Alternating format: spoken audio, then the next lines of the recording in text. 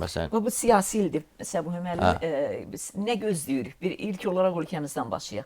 Hansı hadisələr olacaq? biraz da onu konkretləşdirək də. Məsələn, nə barədə demək istəyir? Məsələn, bizi ən çox maraqlandıran bu məmurlardır. Bu məmurların vəziyyəti at elində necə olacaq? Mən sizi tanıyandan... At belində olacaqlar yoxsa... Sizi mən tanıyandan hətta o vaxt Space-də işləyəndə də, elə indi işləyirsiniz. Hələ ilk sualı o olurdu ki, bəs bu yolundan düz getməyən məmurlar cəzalanacaq yoxsa yox?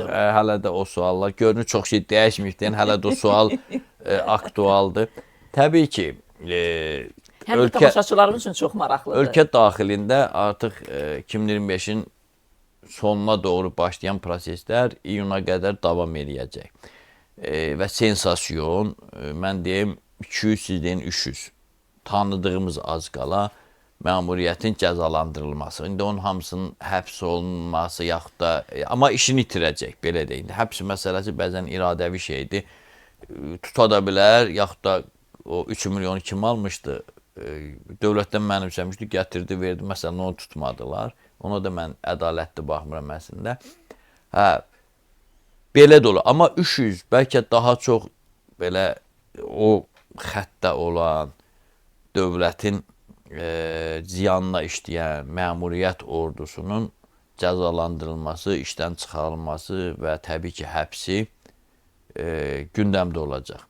Xüsusən də fevraldan mayın sonuna qədər olan ərəfədə hər gün belə sensasyon bir şeylər olacaq. Hər gün. Bəzən çoxlu sensasiya olanda insan üçün adiləşir, amma indi adiləşmir. Adiləşməyən hadisələr olacaq. Onların içində naziri də olacaq, nazirlikdə işləyən də demək olar da. İndi mən konkret tanıdıqlarımız da var onların içində. Təbii ki, demirəm, elə o dediklərim tanınanlardır, dediklərim. Kiminsə nəysə, yaxud da özümüzün efirdə gördüyümüz deputatlardan da orada gedənlər olacaq. Azı, mən hamısını təvəllüdünü bilmirəm, amma məndə olanlara görə 8 nəfər namizəd, deputat. Ona görə də, məsələn, gələn il Milli Məclis yenidən seçilə bilər. Mən o sualı vermək istəyirdim. 90% ehtimal var, bəzi şeylər var, ehtimal daha çoxdur da. Mən bəzən 50%-dən aşağı ehtimal çox şey olur, onu demirəm. Amma daha çox, ona daha yaxın, ən azı bir müzakirə falan olacaq, son məqamda bəzən. Mən demişdim dekabrda, neçə il öncə, yeni prezident seçkiləri, növbədən kənar prezident seçkiləri oldu. Dekabrda olmadı, martda, yoxsa fevralda oldu.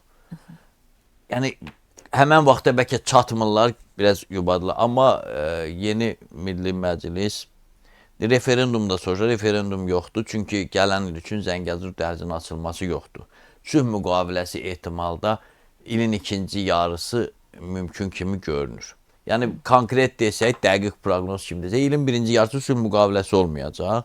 Zəngəzur da bu il yoxdur. Mənim hesablamama görə yoxdur. Zəngəzur açılsa, sülh müqaviləsi tam olandan sonra məsələn, referendum keçirmək olar. Yəni, adətən belə olur. 2026-da nə referendumda, növbədən kənar parlament mümkündür, 90% ehtimalına.